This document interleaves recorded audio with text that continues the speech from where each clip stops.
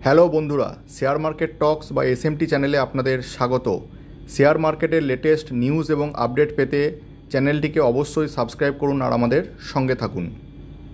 তো বন্ধুরা, যে রিপোর্টের জন্য আমরা অপেক্ষা করছিলাম, অবশেষে সেই রিপোর্ট আমাদের সামনে এসে গেছে।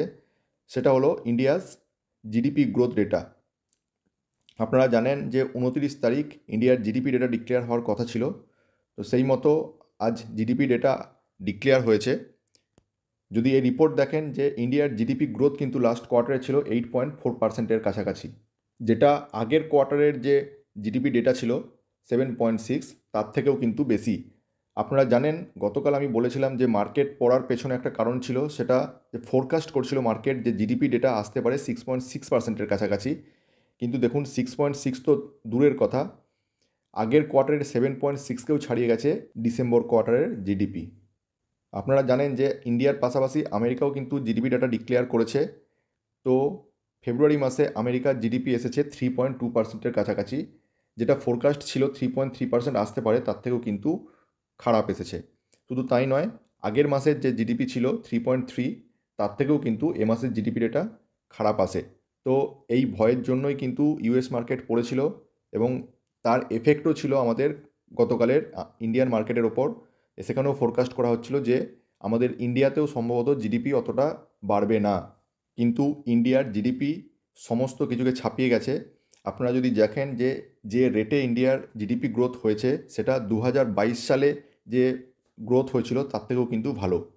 8.4% হারে জিডিপি গ্রোথ মানে কোনো কান্ট্রির গ্রোথের জন্য কিন্তু এটা খুবই ভালো একটি ডেটা। আর এই হিউজ গ্রোথের জন্যই সম্ভবত ইন্ডিয়াকে বলা হয় ওয়ার্ল্ডের fastest growing economy.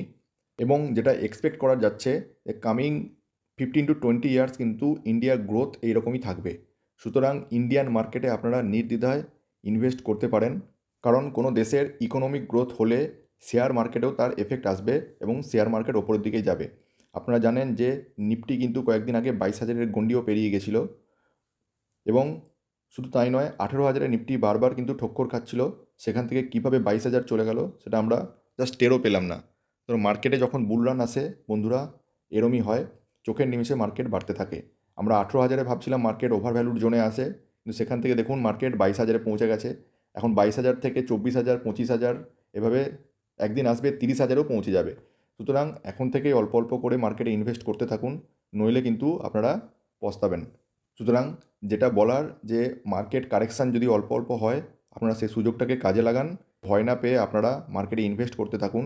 Indian economy কিন্তু আরও ভবিষ্যতে বাড়তে চলেছে। তো এই ছিল আজকের আপডেট বন্ধুরা। ভিডিওটি ভালো লাগলে অবশ্যই লাইক, কমেন্ট, শেয়ার করবেন।